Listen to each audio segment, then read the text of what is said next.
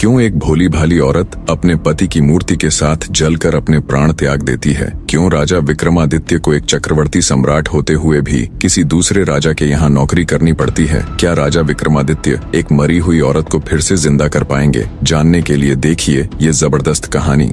एक ब्राह्मण अपनी पत्नी के साथ उज्जैन नगर में रहता था। ब्राह्मण की पत्नी सुशीला बड़ी पतिव्रता स्त्री थी। ब्राह्मण कहने के लिए तो राजा के यहाँ नौकर था, परंतु राजा विक्रम ब्राह्मण से कोई कार्य नहीं करवाते थे। बस हर माह घर बैठे उस ब्राह्मण की तनख्वाह भेज दिया करते थे। ब्राह्मण को राजा की तनख्वाह खाते खाते जब काफी अरसा हो गया तो एक दिन वह अपनी पत्नी से बोला, भाग्यवान, राजा का धन खाते खाते काफी लंबा समय हो गया, किंतु राजा ने बदले में मुझसे कोई काम नहीं लिया। इस भार से मैं कैसे कर्ज मुक्त हो सकूंगा? अंततः पत्नी से विचार कर वह राजा के पास पहुंचा और बोला, राजन, आपकी रकम खाते खाते मुझे काफी समय हो गया, लेकिन आपने मुझसे कोई काम नहीं लिया। इस प्रकार मैं कैसे कर्ज मुक्त हो सकूंगा? मेरी इच्छा है कि आप मुझसे कोई काम लें ताकि मैं आपके ऋण से मुक्त हो जाऊं। ब्राह्मण की बात सुनकर राजा बोला, हे ब्राह्मण, मेरी प्रतिज्ञा है कि मैं किसी ब्राह्मण से काम नहीं लेता, पर फिर भी आपकी यही इच्छा है तो मेरे कहने से गंगा स्नान कराओ और एक कलश गंगा जल मेरे लिए भी लेते आना। यही है आपका कार्य। राजा के वचन सुनकर ब्राह्मण अत्यंत प्रसन्न होकर अपने घर आया और सारा हाल अपनी पत्नी से कह सुनाया। वह बोली, स्वामी, आप चले जाओगे तो मैं आपके पीछे अन्न जल कैसे ग्रहण करूंगी? मेरा तो यह नियम है कि बिना आपके दर्शन किए अन्न जल ग्रहण नहीं करती। ब्राह्मण बोला, मैं अपनी मूर्ति बनवा कर घर के अंदर स्थापित कर दूंगा, तू उसके दर्शन करके अपना गुजारा कर लेना। यह कहकर उसने अपनी मूर्ति बनवाई और घर में स्थापित करवा दी और आवश्यक सामान ले राजा के पास जाकर बोला, महाराज, अब मैं जा रहा हूँ, मुझे आज्ञा दीजिए और मेरे पीछे से कृपा करके मेरी पत्नी की खैर खबर लेते रहना। उसको अब मैं आपकी शरण में छोड़े जा रहा हूँ। ब्राह्मण के वचन सुनकर राजा विक्रमादित्य बोला, हे ब्राह्मण, आप किसी बात की चिंता न करें और निश्चित होकर जाएं। आश्वासन देकर राजा ने उसे मार्ग व्यय के लिए धन देकर विदा कर दिया। ब्राह्मण के गंगा स्नान पर जाने के बाद ब्राह्मणी हर रोज पहले उसकी मूर्ति को भोग लगाती और बाद में खुद खाती। एक दिन ब्राह्मण के पड़ोस में आग लग गई। वह आग इतनी तेजी से फैली कि देखते ही देखते ब्राह्मण ब्राह्मणी के घर तक आ पहुंची। ब्राह्मणी अपने घर में लगी आग देखकर अपने पति की मूर्ति से कहने लगी, हे स्वामी, घर में आग लग गई है, कृपया बाहर चलो। जल्दी ही आग ने पूरे घर को अपने चपेटे में ले लिया, परंतु ब्राह्मणी टस से मस न हुई और वो उस ब्राह्मण की मूर्ति के आगे वही शब्द दोहराती रही, स्वामी, घर में आग लग गई है, बाहर चलो। आखिर ब्राह्मणी आग में ब्राह्मण की मूर्ति के साथ चिपट जलकर मर गई। जब राजा विक्रम को ये बात पता चली तो वो माथा पकड़कर बैठ गया और खुद से कहा, ये तो बड़ा अनर्थ हो गया। अब जब ब्राह्मण आकर पूछेगा तो मैं उसे क्या उत्तर दूंगा? ब्राह्मण अपनी पत्नी को राजा के हवाले छोड़कर उसके कहने से गंगा स्नान करने गया था, पर ब्राह्मणी तो उसकी मूर्ति के साथ जल चुकी थी। राजा विक्रम के दिन बड़े भारी हृदय के साथ चिंता में निकल रहे थे। इसी बीच एक रोज ब्राह्मण भी वापस आ गया और घर में लगी आग और अपनी स्त्री के जल मरने का समाचार सुनकर वह आग बबूला हो उठा। बोला, ऐसे कैसे हो सकता है? मैं तो राजा को अपनी ब्राह्मणी का ध्यान रखने के लिए बोलकर गया था, उन्होंने उसका ध्यान क्यों नहीं रखा? वह आनन फानन में भागा भागा तुरंत राजा के पास गया और क्रोधित होकर पूछने लगा, ऐ राजा, मेरी स्त्री कहाँ है? कहाँ है मेरी ब्राह्मणी? राजा विक्रम ने भरे हुए हृदय के साथ ब्राह्मण को सारा हाल कह सुनाया और बोला, हे ब्राह्मण देव, क्रोधित मत होइए, मैं किसी अन्य ब्राह्मण की योग्य कन्या से आपका पुनर्विवाह करा दूंगा। ये सुन गुस्से में ब्राह्मण बोला, हे राजा, जहाँ से भी हो मेरी वही स्त्री मुझे ला कर दो जिसने मेरी प्रतिमा के साथ जलकर अपने प्राण त्याग दिए, अन्यथा मैं यही आपके दरबार में अपना सिर पटक पटक कर अपनी जान दे दूंगा। और याद रखना राजा, तुम्हें एक नहीं बल्कि 2 निरपराध लोगों की हत्या का पाप लगेगा, तुम्हें एक ब्राह्मण का श्राप लगेगा। राजा ने लाचार होकर कहा, शांत हो जाइए ब्राह्मण देव, तनिक मेरी बात सुनिए और जो मैं कह रहा हूँ वैसा करिए। अपनी स्त्री के अस्थि अवशेष संचय कर उन्हें रख लीजिए और मुझे 1 माह का समय दीजिए, मैं तुम्हारी स्त्री को जीवित करने की कोई युक्ति करता हूँ। ये सुन ब्राह्मण कुछ शांत हुआ और जैसा राजा ने कहा था वैसा ही किया। राजा विक्रम अपना राजकाज अपने मंत्रियों को सौंपकर सादे बाणे में अमृत की तलाश में चल पड़ा। चलते चलते कई दिनों के बाद वो एक गांव में पहुंचा। कई दिन चलने की थकान के कारण वो एक मकान के दरवाजे पर पड़ी चारपाई देख थका मांदा उसी पर बैठ गया। उस मकान में एक वृद्धा और उसकी पुत्र वधू रहती थी। वृद्धा का बेटा बहुत दिनों से कहीं बाहर गया हुआ था। उसी के संताप में उसकी पुत्र वधू और वो हमेशा दुखी रहती थी।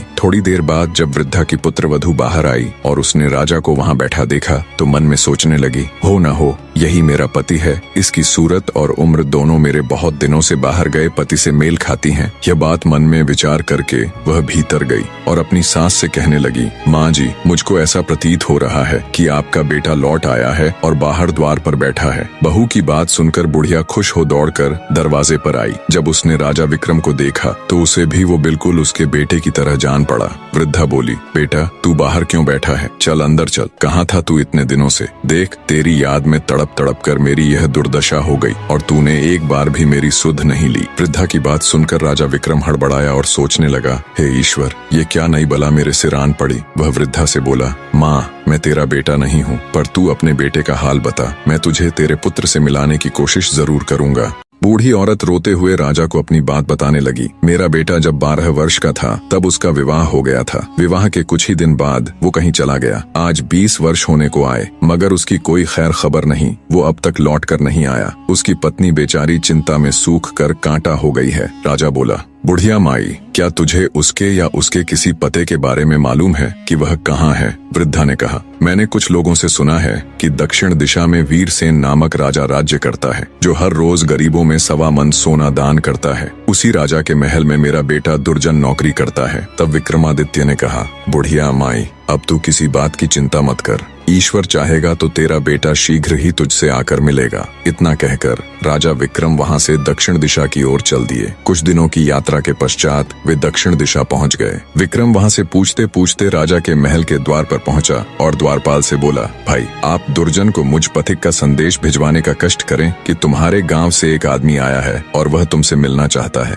द्वारपाल ने भीतर जाकर दुर्जन को विक्रम का संदेश दे दिया, जिसे सुनकर वह द्वार पर आया और विक्रम को अपने गांव का निवासी समझकर उसे अपने डेरे पर ले गया। विक्रमादित्य ने कहा, भाई, तुमको ऐसा नहीं करना चाहिए था। जब से तुम आए हो तब से घर की सूरत तक नहीं देखी। तुम्हारे घर तुम्हारी माता और पत्नी रो रो कर दिन बिताती हैं। तुम्हारे लिए उचित यही है कि जैसे भी बने शीघ्र ही उनकी सुध लो। दुर्जन बोला, भाई, मैं क्या करूं? विवश हूं। न तो महाराज मुझे छुट्टी देते हैं, न इस्तीफा लेते हैं। फिर भला मैं किस प्रकार जा सकता हूं? विक्रम बोला, इसकी तुम चिंता न करो, तुम्हारे बदले में मैं नौकरी कर लूंगा। अब दुर्जन ने राजा से कहा, महाराज, मेरा भाई गांव से आया है। वह मेरे बदले आपके यहाँ नौकरी करेगा। आप कृपा कर मुझे कुछ दिनों के लिए छुट्टी दे दें, क्योंकि मेरी माँ व पत्नी मेरे लिए बहुत व्याकुल हैं। राजा वीरसेन बोला, अच्छा, अपने भाई को नौकरी पर छोड़कर तुम 1 महीने के लिए अपने घर हो आओ। यह सुनकर दुर्जन ने विक्रम को नौकरी पर छोड़ा और स्वयं राजा से विदा लेकर अपने घर को चल दिया और विक्रम उसके बदले नौकरी करने लगा। खुद एक राजा होते हुए भी बड़े हृदय वाले राजा विक्रमादित्य दूसरों के दुख दूर करने के लिए राजा वीरसेन के यहाँ नौकरी करने लगे। राजा वीरसेन का नियम था कि हर रोज वो आधी रात को शहर से बाहर एक देवी के मंदिर में जाता। देवी उसे पकड़कर तेल के खौलते कड़ाह में डाल देती। जब राजा उसमें भुन जाता तब वह उसे निकाल कर खा जाती। तत्पश्चात उसकी हड्डियों को इकट्ठा करती, फिर उन पर अमृत छिड़क देती। इस प्रकार राजा पुनः जीवित हो जाता। बाद में देवी अक्षय झांझर हिलाकर 1.25 मन सोना राजा को देती, जिसे लेकर राजा वीरसेन चुपचाप महल लौट आता और प्रातःकाल वही सोना ब्राह्मणों को दान कर देता। एक दिन राजा विक्रम ने अपने मन में विचार किया कि राजा के पास इतना सोना कहाँ से आता है और हर रोज आधी रात को वो कहाँ जाता है। इसका भेद अवश्य जानना चाहिए। दूसरे दिन आधी रात के समय जब वीरसेन ने देवी के मंदिर के लिए प्रस्थान किया तो राजा विक्रम भी उसके पीछे पीछे चल पड़ा।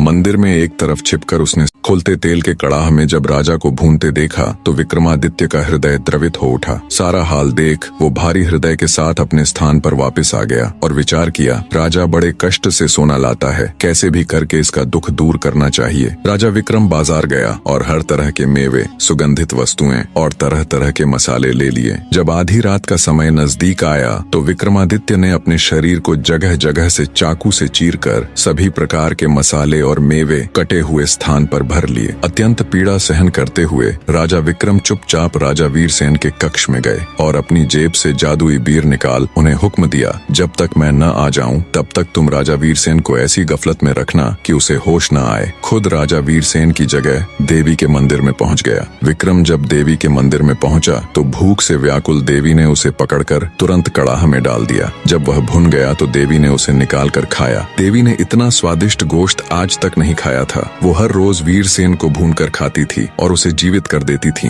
राजा वीरसेन में ऐसा कुछ बचा नहीं था, पर आज जब उसने तंदुरुस्त और एकदम हट्टे कट्टे विक्रमादित्य के ताजा और तरह तरह के मसाले और मेवे से भरा मांस खाया तो उसका रोम रोम खिल उठा। लजीज गोश्त खा वो अत्यधिक प्रसन्न हो उठी। पूरी तरह तृप्त हो उसने रोज की तरह हड्डियां एकत्र कर घड़े से अमृत निकालकर उन पर छिड़क दिया। अगले ही पल राजा विक्रम जीवित हो उठा। तब देवी बोली, मैंने आज तक इतना स्वादिष्ट मांस नहीं खाया। आज मैं तुझ पर बहुत प्रसन्न हूँ। जो भी तुझे चाहिए दिल खोलकर मांग ले। विक्रम बोला, हे माँ, मुझे आपसे 3 वर चाहिए। देवी प्रसन्न हो बोली, दिए तुम्हें 3 वचन, मांगो क्या चाहिए। तब विक्रम ने कहा, पहले वचन में मुझको आपका अमृत का पात्र चाहिए, दूसरे वचन में मुझे आपकी अक्षय झांझर भी चाहिए। ये 2 वरदान मांगकर विक्रम ने सोचा कि इसका अमृत यदि मैंने ले लिया और देवी ने राजा को नित्य की भांति भून कर खाया तो फिर उसे जिंदा कैसे करेगी। इसलिए तीसरे वचन में उसने सोचा कि न देवी यहाँ रहेगी न राजा की जान जाने का डर रहेगा। अतः तीसरे वर में उसने देवी का वहाँ से चले जाना मांगा। इस प्रकार तीनों वचन देकर देवी वहाँ से चली गई। राजा विक्रम अमृत कलश और अक्षय झांझर ले वापस आ गया। उसने सोते हुए राजा वीरसेन के पास से अपने जादुई बियर उठा ली। थोड़ी देर में जब वीरसेन की आंख खुली तो समय देख वह घबराकर मंदिर की ओर दौड़ा। वहाँ जाकर उसने देखा तो कोई नहीं था, कड़ाहा भी आधा पड़ा था। यह देखकर वह बहुत घबराया और मन में सोचने लगा, सुबह सोना कहाँ से दान करूंगा। लोग कहेंगे कि राजा दिवालिया हो गया, खजाने में धन नहीं रहा। ये सोचते सोचते वो घर आकर पलंग पर पड़ गया। चिंता में उसे रात भर नींद नहीं आई। करवटें बदलते बदलते ही सवेरा हो गया। भिक्षुक पुकारने लगे, महाराज प्रातः काल हो गया, दान करने के लिए सिंहासन पर विराजिए। भिक्षुकों की पुकार सुनकर राजा अत्यंत दुखी हो रहा था। महल के बाहर भिक्षुक चिल्ला रहे थे। राजा शर्म और शोक में डूबा भिक्षुओं की आवाज सुन रहा था। राजा को शोक के समुद्र में डूबा देखकर विक्रम ने कहा, हे महाराज, सुस्त क्यों हैं? सोना दान क्यों नहीं कर रहे? वीरसेन ने आदि से अंत तक सारा हाल विक्रम को कह सुनाया और बोला, आज यह ब्राह्मण वर्ग विमुख हो जाएगा तो बड़ा अन्याय होगा। तब विक्रमादित्य ने राजा वीरसेन को अक्षय झांझर दी और कहा, लो निकाल लो, इसमें से और बांट दो।